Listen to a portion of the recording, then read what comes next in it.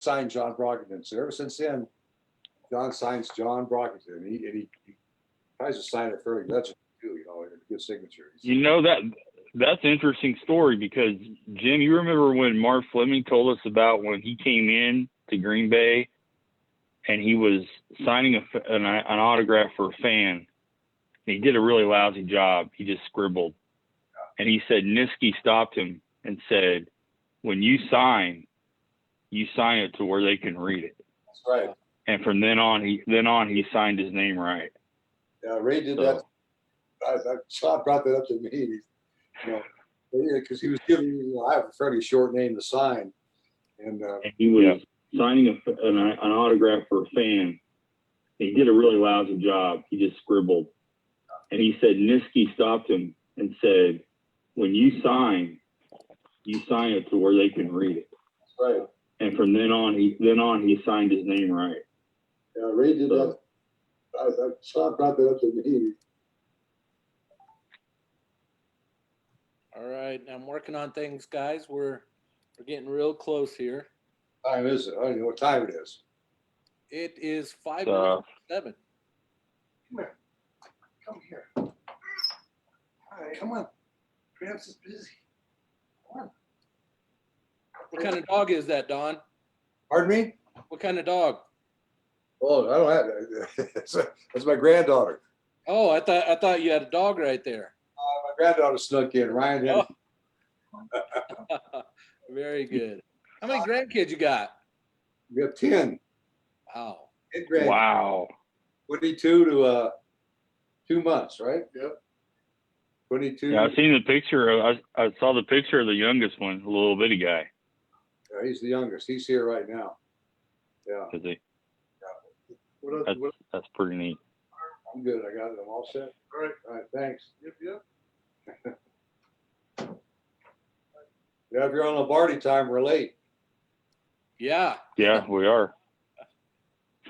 We got 4 minutes. I actually have it live right now on our page, and I'm starting to just funnel it through to all of our groups here.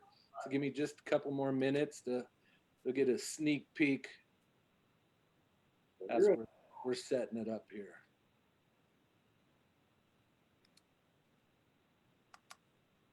Been busy today, Doug? Yeah, I have. It's been a pretty busy week, actually. I'm glad when it's over.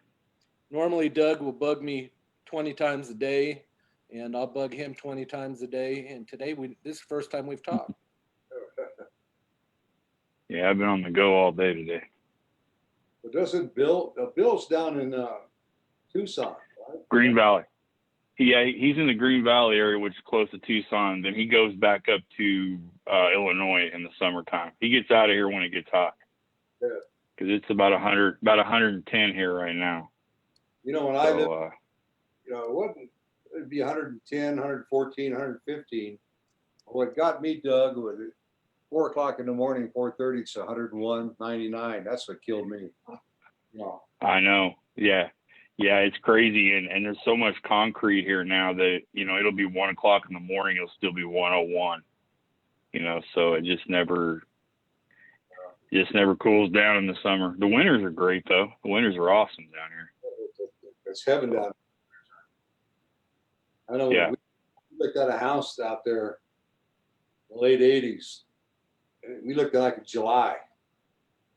And showing me this home with fireplaces in them. I'm going, what? I know. But come November, December, you got that fireplace going. Yep. It gets cold that summer. Yep. The desert gets cold at night in the winter, for sure. Yep. Almost ready.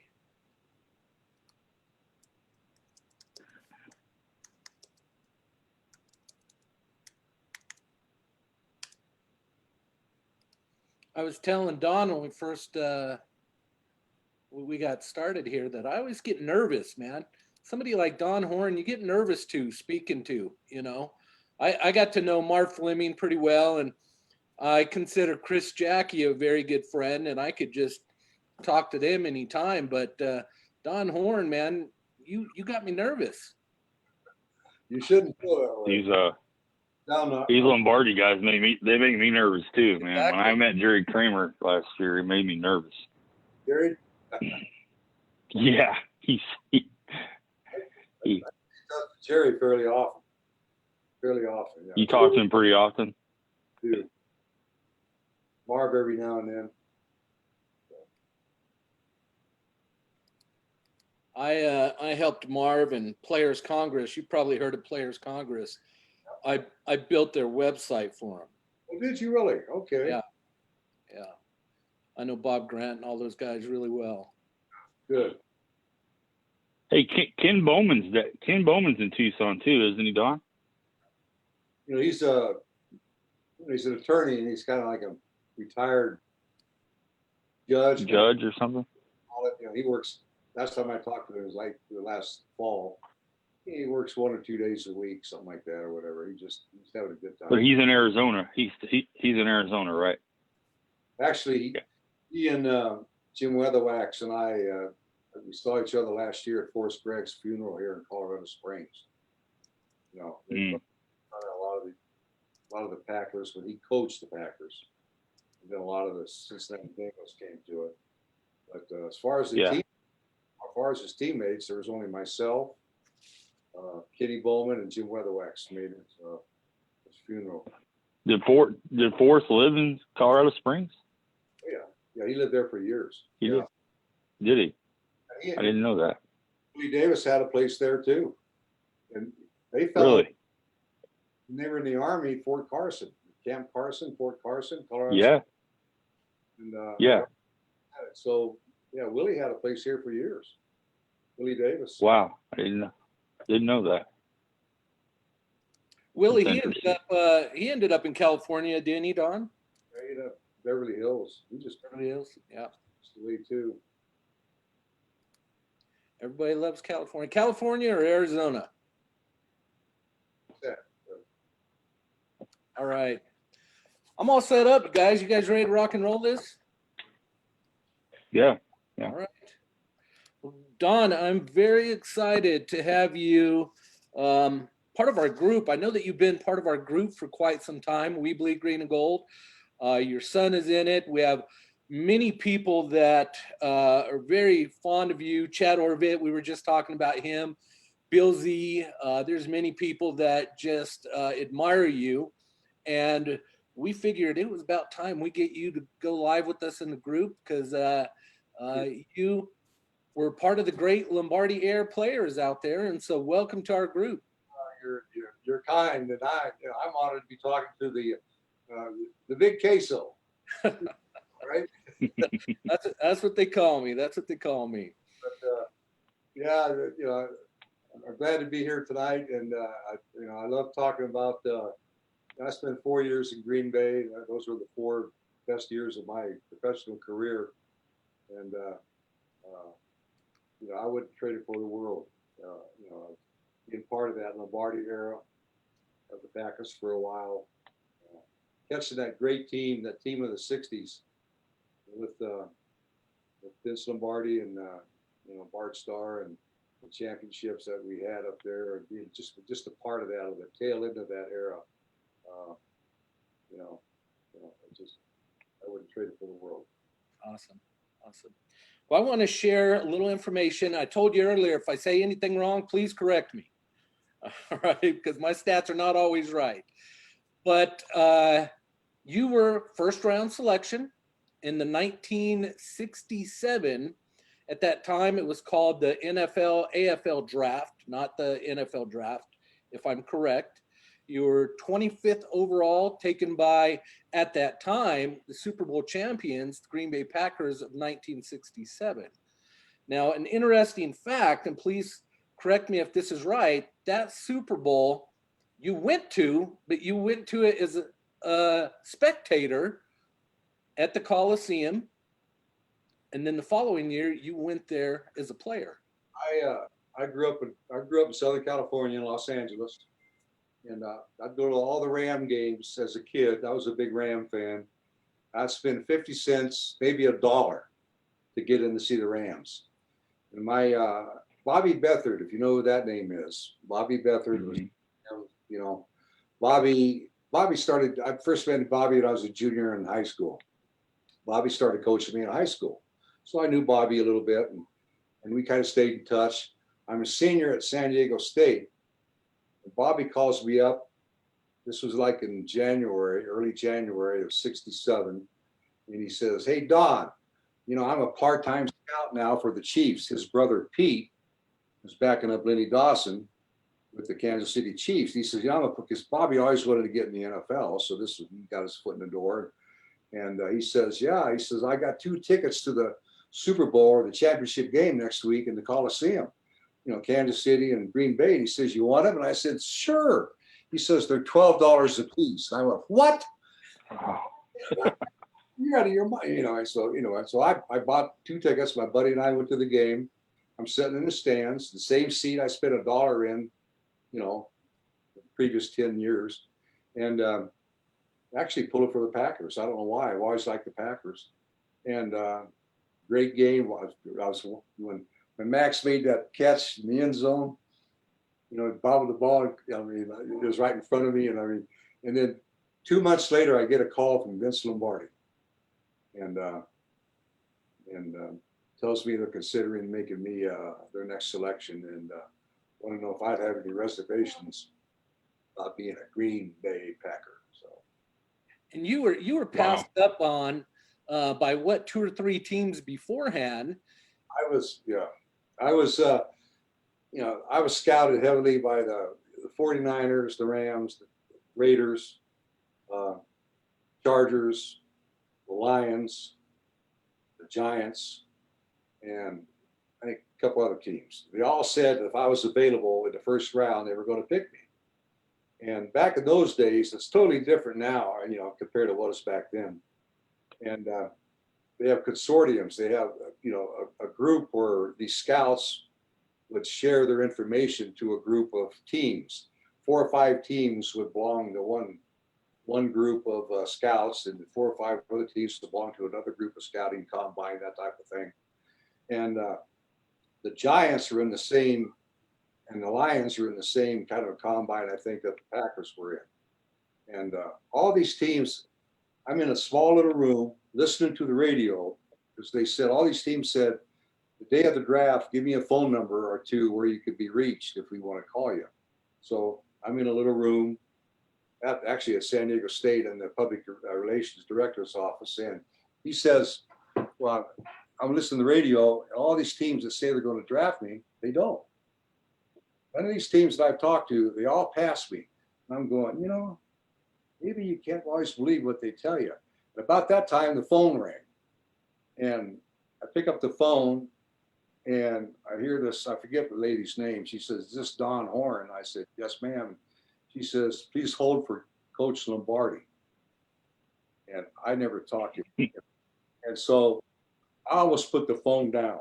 I thought somebody's really pulling my chain, and when that voice came on, you know, Jim and Doug, when that voice came on, oh, you know, and he heard that voice, you know, and he says, this is Vince Lombardi of the Green Bay Packers. He says, we're considering making you our next draft choice. Kansas City's picking now. You have the next choice. Do you have any reservations? And I said, no, sir. I'll call you back. 20 minutes later, welcome to the Green Bay Packers. When can you get back here?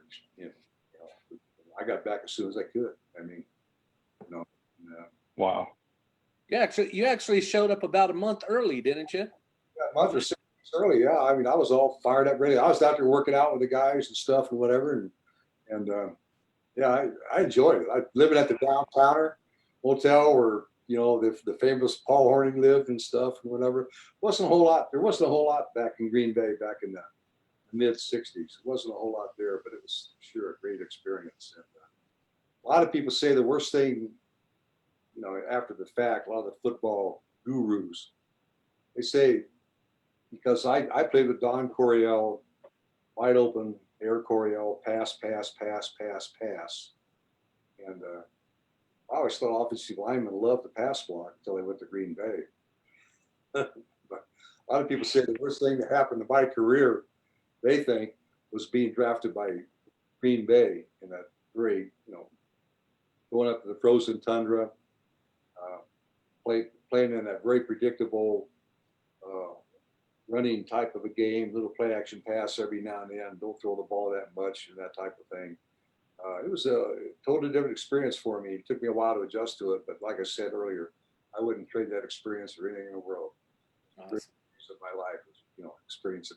I tell you, that group of Green Bay Packers, from the coaching staff to the players, even the wives, the community, there's something unique about it. And the character. Somebody asked me the other day, what's the main thing? What do you take back from ever being a Green Bay Packer? What's the one thing that you recall about being a Green Bay Packer? And I say, I guess it's character. The essence of being a Green Bay Packer, at least in the Lombardi era, was, you got to be a person of good character. So that's the way they were. That's awesome. Now you went to, I believe, Washington State University first. Then you went on to Harbor Junior College in LA. Then you went on to San Diego State College. You played with the Packers 67 through 70. 67 through 70, yeah. Denver 71, 72. I always have to mention the evil teams like Denver, the Browns, Chargers. I have to. It's what we do as Packer fans. But then you went on with the Browns in 73, the Chargers 74, and then the Portland Thunder, which was the World Football League at the time in 1975. Right, yeah. You were in the U.S. Army in 1968 and didn't get to play, and help me with the story, didn't get to play much that year because of the fact that you were still part of the Army. I was in the reserves. I got in, this is back in the NOM era. So when you got out of college, you went from 2S, it was deferred, to 1A. So I got back to Green Bay and I was able to get to a reserve unit like pretty much everybody did back in the 60s. I got in a reserve unit in Milwaukee, and they were supposed to supposedly call me for my basic and AIT, my training, my 4 or 5 month training in the off season, because football at that time was considered a seasonal sport, a seasonal vocation, similar to a farmer. A farmer has to work the field certain times of the year, and then he's got downtime where he can do other things. And so anyway, instead of calling me to active duty from February to like June or July, they waited till July and called me to active duty until the early part of December. So I went to training camp for a couple of weeks, had to report to Fort Campbell, went down there, ended up Fort Sill. I got out in early December of 68, missed the whole season, went up to Green Bay, practiced with the team for 1 week, a little bit. Stood on the field at my civvies next to the last game when we almost beat the Colts in Lambeau. I think we lost 16 to 12 or 16 to 9 or 7 or whatever. And I tell you, that Baltimore Colt team of that year, that was the year I think they went on to the Super Bowl and lost to Joe Willie. That was one of the finest football teams I ever saw. So I'm on the sidelines, and then the next week I practiced a little bit, the last game of the season. And then we play the Bears in Chicago. I had a reserve meeting in Milwaukee that Saturday night. And so Lombardi gave me permission to go to I had to go to the reserve meeting. And I got out at 11, so I had to drive to Chicago. I got in about 2:30 in the morning, woke up my roommate that particular night, Ron Kostelnik, another great guy, just a great guy, God rest his soul. And got up the next morning, and Lombardi at that time was the GM. He wasn't the coach, but he was still kind of pulling all the strings. So I ran into Coach Lombardi on the way to breakfast, and he said, Donald, he always called me Donald. He said, Donald, what time did you get in last night? I told him 2 o'clock, not 2:30. And then he made his comment like, well, did you bring your jersey or your uniform? And I said, no, sir. He said, well, I'm thinking about suiting you up. And I thought he was joking, he was kidding. After breakfast, we go to the meeting. He deactivates Bart. Bart's got broken ribs. He activated me as the third string quarterback. And lo and behold, big game for the Bears. If they win, they go to the playoffs. Into the first quarter, they carry Zeke off the field, and they turn to me and get in. That's when I still take Jerry Kramer today. I still give Jerry this. Jerry. I think it was Jerry's last game. I quarterbacked the last game he ever played as a Packer. I go in the game. And again, I've only been there maybe less than 2 weeks. I go in the game. Kramer looks at me and says, "What the heck what are you doing in here? And he turns, what is he doing in here?" Really, he built my confidence. So I said, but I think the first series I lost 12 yards. After that, I said, what the heck? We called our own plays back then. I started calling plays and ended up being NFL Player of the Week. I don't know how it happened, but we beat them by 1 point, knocked them out of the playoffs. Butkus cussed me out. And you got to look at that as probably a highlight right there, as a spoiler for beating the rival, the Chicago Bears. You got to appreciate that. My best games, seem to be, I've had some good games against the Bears in Chicago. And and I ran into Dick about 20-some years ago at a golf tournament. He didn't have much to say to me that day. Very friendly. So still want to I'm good. So anyway, but that game it was 28-27, if I'm right. You ended up throwing 187 yards, 2 touchdown passes. Incredible. I think that was your highest percentage game at 142, wasn't it? It was. I think at that particular, it was. And I was NFL Offensive Player of the Week. And the ironic thing about that whole thing, and I have the program here somewhere, it happened to be the 100th meeting of the Packers and the Bears. Oldest rivalry. Wow. And I got the program. I was Player of the Week, got the game ball. It's back here somewhere. And my name's not even in the program. Oh, gee.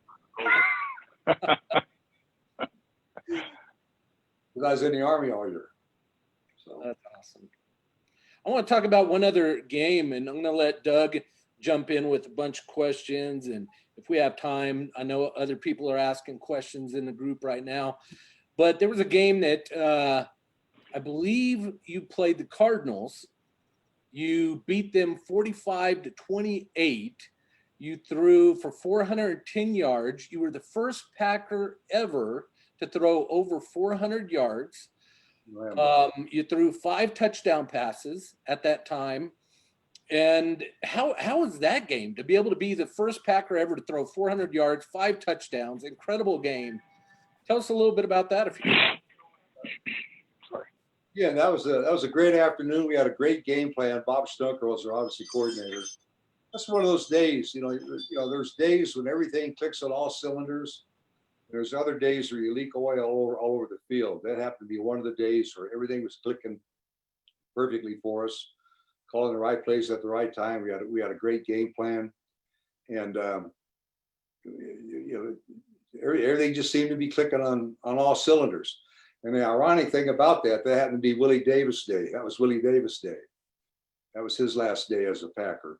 And I always give Lynn Dickey static about this too, because Lynn and I are good friends. And I threw 410 yards, 5 touchdowns, and they took me out at the beginning of the fourth quarter. I said, if they'd left me in another quarter, Lynn, I'd have broken, you wouldn't have broken my record, whatever. So, but I came off the field, and I remember Willie came up to me, kind of grabbed me and hugged me, and he says, "You stole my thunder today, Don. You stole my thunder." It was Willie Davis Day. But that was one of those days where everything was clicking on all cylinders. It was great. It was a good day for us. That's awesome. I think Lynn Dickey, Brett Favre, and Aaron Rodgers are the only other Packer quarterbacks currently at this time that have thrown over 400 yards in a game. I could be wrong, but I believe that's. Matt Flynn did it too. Who did? Matt, well, I don't know about 400 yards. He threw. Matt Flynn, didn't he throw? He threw 5 touchdowns, I think. 5 touchdowns. I'm not sure if it was over 400 yards. I'll check into that. I'll tell you, throwing 400 yards back then was that was kind of a feat, because especially with our the type of offense we had, we didn't throw the ball that much, and I tell people for this, for a period of like 7 or 8 years, from like 69 to mid 70s or 75, 76, there's a trivia question. Name the last two quarterbacks to throw over 400 yards in an NFL game. One was Don Horn, the other was Joe Namath. Mm. The game's changed so much now where, you know, a 300-yard game back then is like a 400-yard game today, I guess. I mean, Right. you know, people are throwing 400 yards all the time. Of course, it's a different game today. Totally different. I want to, and I apologize, I want to share one more story. We have a guy by the name of, and I believe you know him well as well. He wrote an article about you. His name is Bob Fox. He's always posting in both of our groups. I appreciate him doing that wholeheartedly, but during a conversation 2008, he wrote that you had talked about in that first round draft pick, you had a contract of $15,000 in 1967. And you stated that was over $1,000 a month. That's something today's players wouldn't even cross the street for. Vince Lombardi was very big on that money aspect of it, that and I believe you said that Vince would have been very upset if people were there just for the money. Help me understand that scenario. What's your thoughts on that then of the passion compared today, like Dak Prescott that wants $1 billion to play football?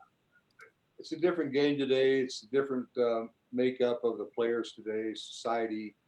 You know, you can argue about that till the cows come home about what problems we are having in the country today, but society, the way people look at things. But I know when I'm a rookie now in 1967, we pull the team together and we have our final team after all the cuts. And Biss gets up in front of the team and he says, "Welcome to Green Bay Packers." And he says, "There's 3 reasons why you're in this game, why you're in this room. 3 reasons." He says, "Number 1, it's the little boy in you. And that is, you love this game of football so much. You love it since you're a little boy. You want to play this game as long as you can. You just love this game. It's a little boy in you. You have that heart. You just love the game so much. Number 2, you not only love the game so much, you have the personal pride. You want to be the best. You know, you're going to give it everything, your all. You're going to sacrifice because you not only you love the game so much, you want to be the best at it. You want to be the best you possibly can. You're not going to quit. You're going to just do. And the 3rd reason you're in here, and it's a sorry reason. It's a sorry reason. Unfortunately, there's probably 2 or 3 in here that are in that for a reason only. He said, that's for the money only. And he says, because at that time, the Super Bowl paid $15,000. He says, the $15,000 isn't enough to motivate you. I don't know what the heck is. But there are guys just playing for the money. You know, I mean, there are always 2 or 3 guys, but he didn't want those guys around, you know, if he knew who they actually were. But anyway, but today, what do you do? I mean, I don't know. Don't even get me started on today's players and the money they're making today. I'll tell you. I remember talking to Jack Kemp 30 years ago about this. Jack and I were good friends. And we're at a convention and we're talking, and he says, you know, he's telling what he made. And he said, "Hey, Don, what did you make the first year?" And I said, $15,000. He couldn't believe it. And then we started comparing notes. And this was 30 years ago. And he says, "Can you believe the amount of money they're making now?" And he says, "Take my son, what he told me," he said, this is 30 years ago. He says, $15,000. They get that paid, they get paid $15,000 tying their shoelaces before a game now. That's what they get paid for that. But he says, "Take my son, Jeff." His son, Jeff, was a quarterback. He was a taxi squad quarterback. We call them taxi squad guys back then. And he was the 3rd string quarterback for the Seahawks, I think, in the late 80s, early 90s. And he'd been with the Rams a little bit earlier. He says, "Take my son, Jeff." He said, taxi squad quarterback, doesn't even suit up for the games. And they're paying him $380,000. $380,000. Wow. And that was 30 years ago. So, you know, you can't even fathom it now. Wow. It gets for me, I don't know about you, Doug. I sit here and I listen to you and I get goosebumps. I get goosebumps listening to you tell stories, you know, about the Yeah. Lombardi days. And that's why I started this group 7 years ago. And I one of the main reasons, and I started it with my daughter, one of the main reasons why I started it, Don, was I didn't want the kids of today to only look at our quarterbacks of today. I wanted, you know, the legacy of the Green Bay Packers and how it started with you, with Bart Starr, and we could go on and on and on. But I wanted people to understand what built the tradition and the legacy that we have of the Green Bay Packers today. So Yeah. it gives me goosebumps. It's a tradition, and you know, like I said, I'm so fortunate to experience Our son Jim. the latter part of that great era of the '60s with the tradition, the things we did not only on the field together, but we did things off the field together. We were a family off the field, and Vince encouraged that. He wanted families to get together. You know, guys that were single, bring a girlfriend, but get together with the other people. You know, and God, we'd socialize. I remember, we'd go eat every Tuesday. We'd go have after practice. We'd go have wings, you know, with Robbie and everybody at this one little joint right down the street from Lambeau, and it was just something to really look forward to. You spend a lot of time, the camaraderie you build, you know, the feeling off the field that you got, and then that was Lombardi's philosophy that you spend a lot of time off the field. You're gonna look each other in the eye in a 2-minute drill and look each other in the eye. You got to go 80 yards to win a game, and you're going to pull it together for your teammates, because special feeling, the camaraderie that I don't know if it really exists on every team, every team today that it did back then. Just so you know as well, Don, you are absolutely correct. Mike Warchek of Card and Coin, I'm sure you've heard of Card and Coin, corrected me. Matt Flynn did it as well, over 400. I think he said it was 480 yards. So I apologize for that. Yeah. But Lynn Dickey did his. We did it 417. His was an overtime game, 5 quarters. And I remember years ago when I had the record for years, and then when Lynn beat it, the sports writer called me up one day and he says, "Hey Don, what do you think about Lynn beating your record?" And I said, "Well, I know Lynn. Tell him congratulations, but make sure you put an asterisk by it, because like Roger Maris when he built the home run, more games and stuff, because I knew it was an overtime game in the 5th quarter, And he says, "Okay, I'll tell him that." And about 4 days later, he calls me back and he says, "I told Lynn what you said, and Lynn told me to tell you to go pound sand, because he said he had an 89-yard touchdown pass called back, or he had to have over 500 yards and 6 touchdowns or 5 or whatever. I don't know." We're very good friends. that's awesome. Maybe you could help us. We've been wanting to get Lynn to go live in our group one of these days. Maybe you could put in a good word for us. I will. Yeah. Right. Doug, I know you got a bunch of questions there. Why don't you start shooting what some of these people in our group want to know from Don, if that's okay? Yeah, sure. Some of these questions you may have already answered, Don, as you spoke, so I apologize, but I'll ask them again anyway. This one comes from group member James Randolph. He asked, "What is the one thing that Vince Lombardi said to you that has stuck with you in your everyday life?" I would say it's the common. I guess it's a combination of never give up. Make that second effort. That Osage he had, and you're better than you think you are. You're better than you think you are. You think I've given it all. That's all I can do. I can't give you any more. And he would make you. He'd find some way to get you to give you more. And you go, I didn't. He'd get more out of you. More out of you, and you'd think you had it in you. So he'd always think you'd, work harder, and just he was something. He he was something. I tell people you haven't really lived. I mean, unless you've been in the Army and got your fanny chewed out by a drill sergeant, or you know, but this would just address you. He had an uncanny knack of. He was a great motivator. He knew what to motivate you individually, Doug, or Big Queso, or he knew how to motivate the whole team. He just knew when to do it at the right time. He knew when everybody needed it, or if you're overly motivated, you know, he would bring you down a little bit. He'd take you in private. Right. He took me in private many times. Put his arm around me, took me over the corner. Don, I've seen the best, and you can be better than any of them. And just, you know, and just kind of build your, get you all. Right. You go to practice, you go back in the practice field, and 10 minutes later, yeah, what the heck, so help me, if I see that San Diego Surfer shuffle one more time, you'll be the next bus back to the beach. And I'm going, wait a minute. But he had the act of building you up in private and then tearing you down in front of your peers. Yeah. And he treated everybody that way. You aren't the first one that I've heard say that. Jerry Kramer says the same type of thing. So all you guys seem to be on the same page with Vince. This question comes from group member Tim Oliveras, and I think you may have hit on this, but he asked, "What is your most favorite game of your career?" Oh boy, I'd probably say the one that sticks out the most is the one I got out of the Army in, and it's a game, and I wasn't supposed to play.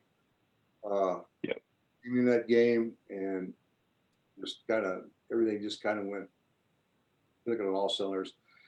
And what it made us special too afterwards, it was December 15th, 1968. And I remember that date because it was my dad's birthday. My dad's on the West Coast watching the Rams, and then it was a big game for the Bears. If they win, they go to the playoffs. And so he's watching, and then he said for some reason they pulled away from the Ram game, and he got to watch the last probably 10 minutes of the Bear-Packer game and watch me play. And he hadn't seen me. That's neat. And it was his birthday, so that was kind of special too. So, and then Vince, that's really. Came up and actually hugged me after that game. Yeah, Vince did. So, yeah. Well, I think that's the only time he did it.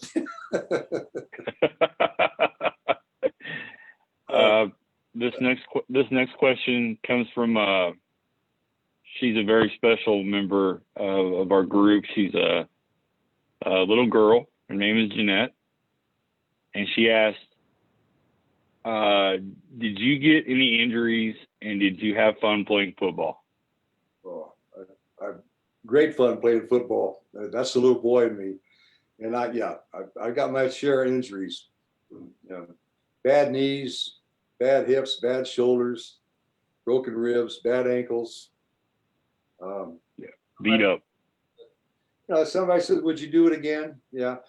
Would you change anything? Well, there's 4 or 5 passes I'd like to have back. Sure. 4 or 5 passes I threw, I'd like to have those back. Outside of that, I wouldn't change anything. Next question, Don, is from group member Kathy Conway. She asks, "What is your most memorable play as a Packer?" My most memorable play, off the top of my head, we, 1970, I think it is, we're playing the Falcons in Lambeau, and Bart starts the game. He's having a terrible day. And Norm Van Brockton is the head coach of the Falcons. He was my hero and my idol growing up in LA when he was quarterbacking with the Rams. Always a big fan. I always loved, he's my hero. So they throw me in towards the end of the third quarter. They took Bart out, put me in. I go 2 for 10. I couldn't hit it. As Lombardi says, you couldn't hit a bull in the ass with a handful of peas, And I wouldn't do any better than Bart. And we had third down, about a minute and I don't know, maybe 2 minutes to go in the game, if that. A little under 2 minutes, or maybe 2 minutes and 10 seconds. We had third down, I think, on our own 11-yard line. And Carroll Dale comes into me and he tells me, he says, throw that 6 pass. And everybody goes down, turns in about 15 to 16 yards. They turn in. And he says, look at me all the way. When I turn, you pump, pull it down, and then throw it as far as you can. I said, okay. And that's when Forrest Gregg had to block. He had to block Claude Humphrey. Claude Humphrey, I think his name was. Yeah. He was one heck of a defensive end. And Forrest made 2 great blocks. And just as I threw it, Forrest cut him and, whatever. Anyway, long story short, I threw an 89-yard touchdown pass, which happened to be the longest touchdown pass ever thrown by any quarterback in Lambeau. That record held years until about 207, 208 when Brett threw a 25-yard pass to Driver in the championship game against the Giants, and he took it 90 yards. He beat it by 1 yard. But beat you by 1 yard. So something fell over there. But anyway, so we won the game, and I threw it as high as I did far. So after the game, we won the game. I go up to see Coach Van Brockman. I want to meet him. I never met him before. And he's screaming at me. He's screaming at his team. They lost the game, whatever. And he looks at me and he says, what the hell? Who are you looking at? Whatever. He says, Horn, you lucky so-and-so throwing that damn silo and throwing, whatever. And he called it a silo. And I said, Coach, I said, you shouldn't talk to me that way. Why not? You lucky so-and-so. He was, 4-letter words and stuff. You lucky. And I said, because you're my idol. And he looked at me and I was serious. He thought I was jerking his chain. So he got really mad at me then. So I never really met him after that. But that one play when Carroll, to this day, when I see Carroll, we always talk about that play, and that's amazing. That's the one play that I think I really remember the most. Got a few more here for you, Don, if you don't mind. This one comes from Kathy as well. She says, who is your favorite teammate or best buddy? Oh gosh, are you kidding? That team right there. Yeah. Oh, there were so many great guys on that team. Yeah, that's hard. There's so many of them that, Willie Wood, Nitschke. Yeah. So many. You referred a hard question. What's that? You referred to one of them earlier by the name Roddy. Well, Robbie? Robbie. Sorry about that. Robbie. I went live with him once, but a lot of people don't realize you call him Robbie. Robbie. We call it Robbie. They Robbie. We call it Robbie. And we called Forrest Trees. His nickname is Trees. Fuzzy, I remember playing, I played my rookie year, I played with Max McGee and Fuzzy. And I remember one game, the first pass I ever threw in a game, Max dropped. Went right through his hands. So Vince is giving him static about it the following week. We're watching game film, and he's watching the game film, and he sees this ball going right through Max's hands. We won the game. That's why we're playing, and he said, Max, he says, think that, Max, that ball right, I threw your hands. I told you before the season, you're too old. You should have quit before the season. Look at that. That Horn put that ball right through your hands. You couldn't catch it. Max hesitates and says, want to know the truth? It caught me off guard. He said, what do you mean it caught you off guard? He says, well, that's the best ball I've seen thrown around here in 4.5 years.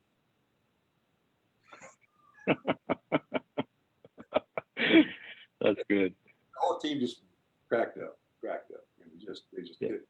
Max said his one-liners, So, you got Bart Kowski there and saying that's the best ball you've seen thrown around 4.5 years. So really great. Right. I watched a documentary that had Max McGee in it, and he seemed like quite the prankster. Oh, he was something. Yeah. Everybody loved Max. And Fuzzy too. Fuzzy, God rest his soul. Yeah. First game I played in, it was the same game, and we're in there. Fuzzy, Fuzzy was playing behind Gillingham at that time. So, we get in the game, we got 4 or 5 minutes to go. And, I got Max in there. I got the old timers and some of the rookies and stuff. And how the Cowboys, back in the 60s and 70s, when the Cowboys obviously line, they get ready set, they'd stand up. The offensive line would stand up, look around, and they'd sit down. Vince didn't like that.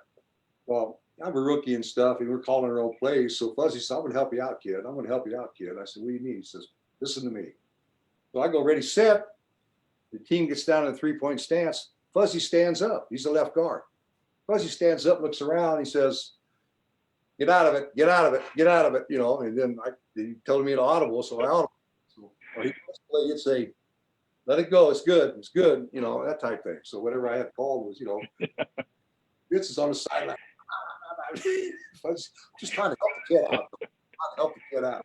He was your watchdog. Yeah. Pretty great. Fuzzy and Max to get away with that stuff. Those are the only 2 guys that did it on that team. They're great guys. I got one here from Jennifer of the group. She asks, what's your fondest memory of being a Packer? My fondest memory of being a Packer, I guess is just being a Packer, being part of that. Yeah. I mean, I can't say enough about that, the character and the makeup of that team in general, the class of players, and just being a part of that ambiance, that era of Lombardiisms, and just being a part of that. I guess that's, it's special. It's something special. And, sure. Someone said the other day, it was not, as far as the Lombardi Packers go, it's probably only somewhere in the low 20s of guys that are still alive that played for Vince with Green Bay. There's not that many guys left around that played for Vince. No, unfortunately, there's not. And I want to ask you my own question, if you don't mind. So obviously you were with one of the greatest teams of that era, and you were at one of the most iconic games in NFL history with the Ice Bowl. Did you ever realize how special it was at the time? No, not really. Not really. Did you ever think in 2020 that, you guys would still be looked at as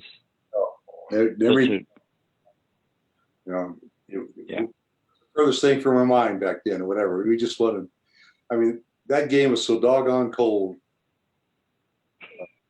We were just we were so glad that you just get off that field, and we won the game. Yeah. Bart and that team did in that last 4 or 5 minutes of that game, going 60-some yards. Because previous to that, they had negative yardage for I don't know how many plays before that. Yeah. And to pull that together. And to this day, you talk about the greatest call I've ever seen made by Bart, or pretty much anybody, was when he called the give play. And Chuck Messina almost scored on it. I think he went out of bounds on the 2-yard line or 1.5-yard line.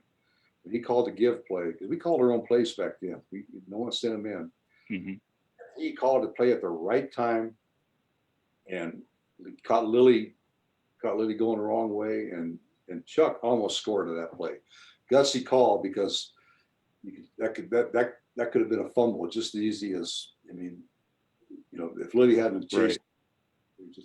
But when he called that play, I couldn't believe it. That guy was, Bart was so much, Art Starr, and I met Peyton Manning, but those two are the only two I think that have the work ethic of, the 2 finest work ethics I've ever seen in any quarterback that I've seen play the last 40, 50 years. I have to jump in and ask, you talk about Bart Starr there. Obviously, it was probably such an honor to work side by side with Bart Starr and be friends with him. Could you touch bases with us just a little bit on that relationship that you had with Bart? What kind of an individual he was? I was in awe of Bart. And, I get to Green Bay, and I'm there a few days, staying at the Downtowner motel, in town, wanting to work out with the team. and he hears that I'm in town. He calls me up and invites me to go to a banquet with him so he can introduce me to a lot of the fans in Green Bay. And he comes over. The first time I met him, he picks me up and he meets me in the lobby, and I get in this, I think he had a Lincoln Continental back then or something, get in his car. We drive over to this banquet. He's the keynote speaker. He gets up and says some nice things about me, not even knowing me. And what a class. I mean, Omega Mike Bart. Bart's, you can't say enough about him. On the field, off the field, the way he treated people, off the field, the fans, and his work ethic. Sometimes when you're young and dumb, coming out of college and young and cocky, I wish I'd have paid a little bit more attention to the work ethic that he tried to instill. I mean, I did after a while, but after a few injuries and stuff, whatever. But I can't say enough about him. Just a good guy. We had a good relationship. In fact, when I left Green Bay, I didn't really want to leave, and I had a pretty good year in '69, and a lot of the players, some of the coaches thought I should be playing a little bit more, and so I go to the coach, or I think it's Phil Bankston at the time, and I said, Coach, I'd like to play a little bit more this year. And they said, well, Don, I understand, but as long as Bart's here, he's the franchise. I said, I totally understand. I wouldn't, I totally understand. So I go talk to Bart. I said, Bart, let's go have a beer. And I said, Bart, just between us, how many more years you think you're going to play? He says, at least 5 more years. Oh my God. So whatever. So anyway, but I didn't want to leave. And then Divine came in and heard I was unhappy, and he traded me sight unseen. I come to Denver, took my leg and my shoulder up and whatever. So I often wonder what it would have been like if I'd have stayed in Green Bay, because but then John Brockington and I are good friends today. We tell each other we're joined at the hip, because he'd have never gone to Green Bay unless they traded me to Denver. He'd have gone to the Bears and whatever, but things happen, I guess, for a reason. But what can you do? Right. We got one more. I got one more thing to ask you, Don, and I'll quit picking your brain. So there's an ongoing, I don't know if you call it a feud or not, but there's an ongoing debate a lot of times in our group. And I got to know, are you a Favre guy or are you a Rodgers guy? Instigator. It's tough, isn't it? Bart Starr guy. You're a Bart Starr guy. Good answer. Thanks, Don, for letting me ask you this question. I met Aaron once coming off the field, just whatever. But I met Brett.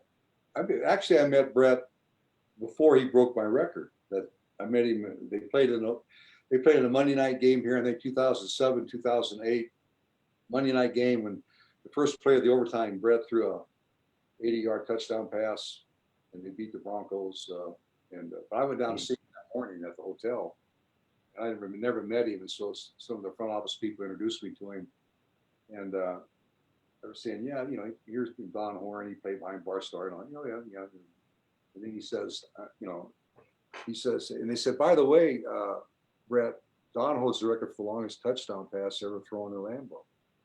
And the first thing Brett said was, how far was it? It was only 89 yards. Well, I threw 199. He did, but it was down in Chicago. This is Lambeau Field records. And he says, and we're talking, and a nice guy, and he says, Don, I've been trying for, 12, 13, 14 years to break your record and all that stuff, whatever, and I'm saying, well, if anybody breaks it, I want you to break it, I want you to do it if anybody does and stuff like that. And then I'm sitting there saying, I said, Brett, you have more gray hair than I do, and but finally when he left, he had to go to a meeting, and he says, Don, I promise I won't break your record. Your record's safe. I won't break it. And then 2 months later, he throws the 25-yard pass to drive 90 yards. I was going to call him and give him some static about it, but that's when all this, he and Ted Thompson and, I'm going to retire, not retire. And so everything kind of, Yeah. So I have Right. more regret than I do with Karen. So, Yeah. Awesome. Well, Thanks for all the questions, Don. I appreciate your time answering all those questions. Expect memories. well, I have to jump in and say, because like I said, Doug is an instigator. We love Broken Collarbone, but Bart Starr, Brett Favre, they had that connection, and my opinion, Brett Favre. So I'll throw my 2 cents in just to be an instigator as well. Now, I want to talk about one more thing, because we don't want to keep you here all night, and we can, we'll talk football all night long, but we sure appreciate your time. And one of the things that Doug and I talked about was you and your family. We have the coronavirus going on right now, and everybody's struggling through that. And, we're praying for everybody to be safe and, sound and healthy. But your family is going through some struggles of its own right now with your daughter. And I have just posted in our group, and I'm going to post it several times throughout this week. Your daughter is fighting and tell me if I'm wrong, 2 types of breast cancer. Is that correct? There's two types of breast cancer. One of them is extremely aggressive. She just had another bout of chemo today. She has another 1 or 2 more to go. Then she probably has to have a double mastectomy. And, hopefully, things will be okay. She's a mother of 5 in her, early 40s. And all this came on suddenly. And, she's struggling, and, we're trying to help her out, and doesn't have the best insurance in the world. So, and some of these chemo things are that expensive. Some of them are $21,000. I mean, just amazing. Well, your family has started a GoFundMe page. Started a GoFundMe page. In fact, Ryan, my son's kind of running the whole thing for the family and stuff. And we started auctioning off some autographed, helmets and jerseys and things like that to people, and giving the proceeds to our daughter to help her offset her medical bills and stuff like that, or whatever. And it's been pretty good the last couple of months. It's been pretty good, and we've raised a few $1,000s for her, and it sure helps, and she really appreciates it and stuff like that. So anything you got, right now, I mean, Ryan's been buying these helmets, and then I've been signing them and trying to sell them and stuff like that. Now, because Rydell and these people are shut down in Chicago, we can't get any more Green Bay Packer helmets right now. The type that we want, the old 2-bar type of, that I played with. So everything's in a holding pattern as far as, certain items we're running out of, and until they open up these companies and let them produce more things that we can auction off or sell, we're kind of in a standstill.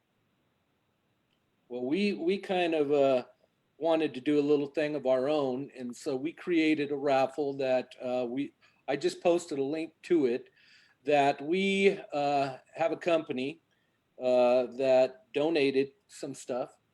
It's called Tech Bridge Consulting, that they wanted to contribute, and so we have some memorabilia that we are going to raffle off, and all of the proceeds from that we are going to be getting over to Ryan to try to help out as well.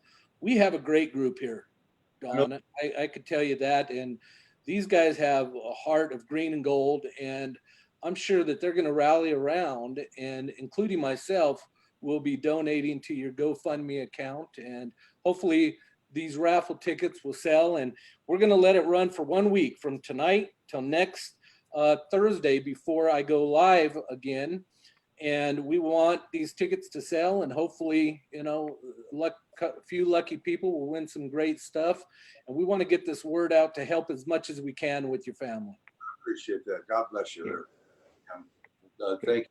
Thanks to all the fans and friends and in your group. It's just means a lot. Means a lot. Well, we thank you for taking time to talk to us, Don. It's been a real honor. My pleasure. And my problem is I start talking. Sometimes I won't shut up. That's okay.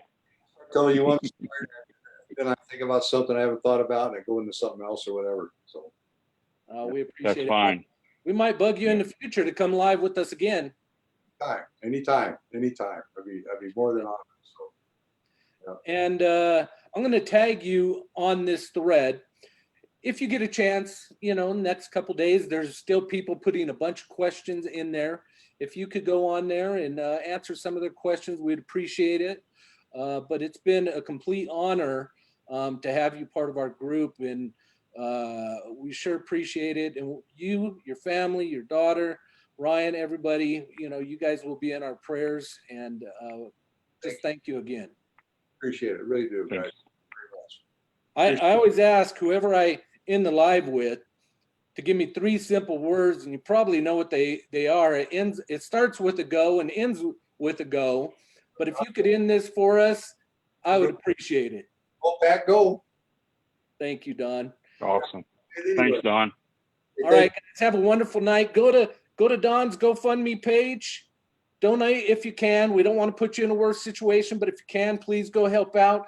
Look for the link for our raffle, and one of the jerseys on there is a breast cancer jersey as well, autographed by Brett Favre. So, guys, thank you guys so much. Thank you, Doug. Thank you, Don, and have a wonderful night, guys. Thank you. Be safe out there. Take care. Bye-bye. You too. Bye-bye.